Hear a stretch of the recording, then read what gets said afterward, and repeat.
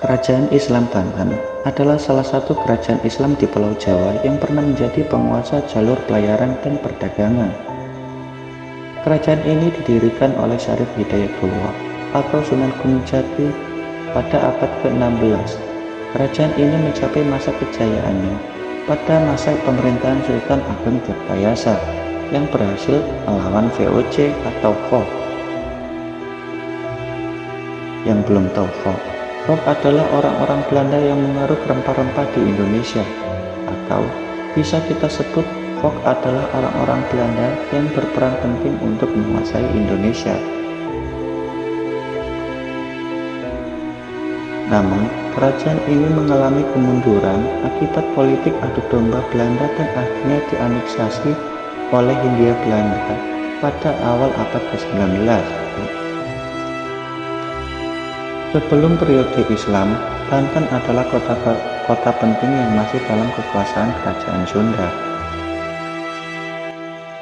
Pada tahun 1525 sampai 1526, Sunan Gunung Jati berhasil menguasai Banten dengan bantuan pasukan Cirebon dan Demak.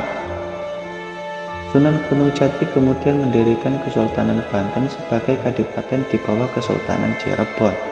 Namun, Sunan Gunung Jati tidak pernah bertindak sebagai raja dan mengangkat putranya Sultan Maulana Hasanuddin sebagai raja pertama Kesultanan Banten pada tahun 1552. Sultan Maulana Hasanuddin memperluas wilayah kekuasaannya hingga ke Lampung dan Palembang.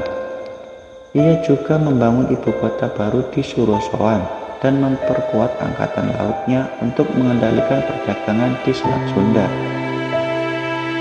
Ia juga menjalin hubungan baik dengan kerajaan-kerajaan lain di Nusantara dan negara-negara asing seperti Turki, Utsmani, Inggris, dan Portugal.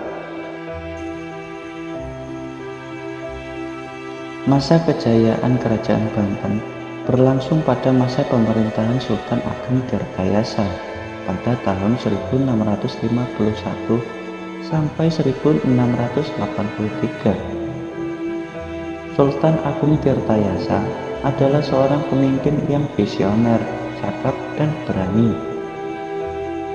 Ia berhasil memajukan kekuatan politik dan angkatan perang Banten untuk melawan VOC yang ingin menguasai perdagangan rempah-rempah di Nusantara.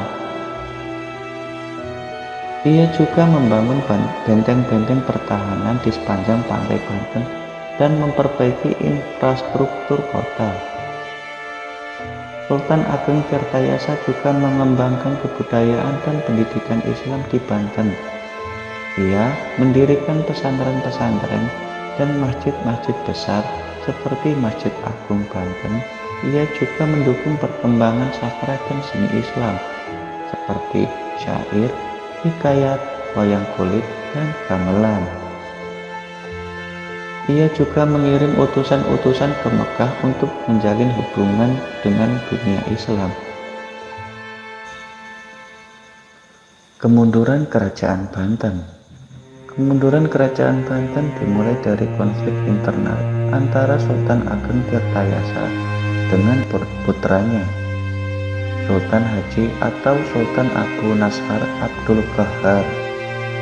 Sultan Haji adalah seorang pemuda yang terpengaruh oleh gaya hidup barat dan bersahabat dengan VOC. Ia tidak setuju dengan kebijakan ayahnya yang anti Belanda dan ingin berdamai dengan VOC. Ia kemudian memberontak dan mendeklarasikan dirinya sebagai raja baru di ibu kota baru, Kaibon. Konflik antara ayah dan anak ini dimanfaatkan oleh VOC untuk mengadu domba dan melemahkan Kerajaan Banten. VOC mendukung Sultan Haji dengan memberikan bantuan senjata dan pasukan. Akhirnya, pada tahun 1683, Sultan Ageng Tirtayasa dikalahkan dan ditangkap oleh VOC. Ia meninggal dalam tahanan pada tahun 1692. Sultan Haji kemudian menjadi raja boneka yang tunduk pada VOC.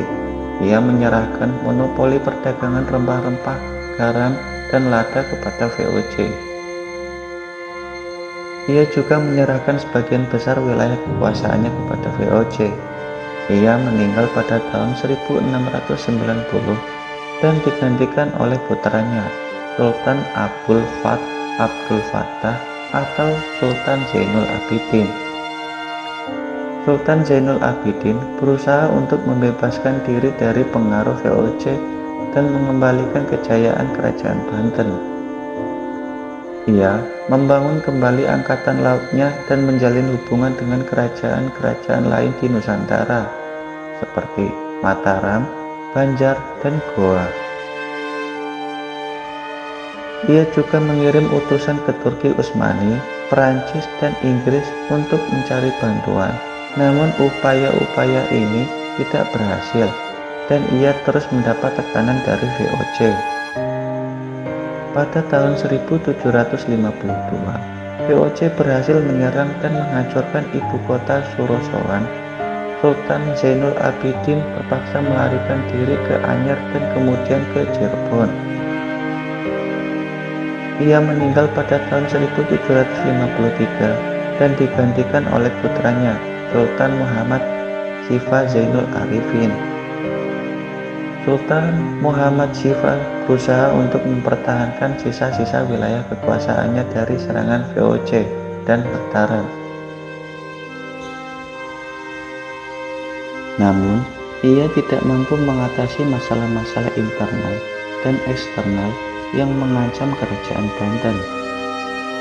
Pada tahun 1808, Gubernur Jenderal Daendels mengeluarkan dekret yang menyatakan bahwa kerajaan Banten menjadi bagian dari Hindia Belanda secara sepihak.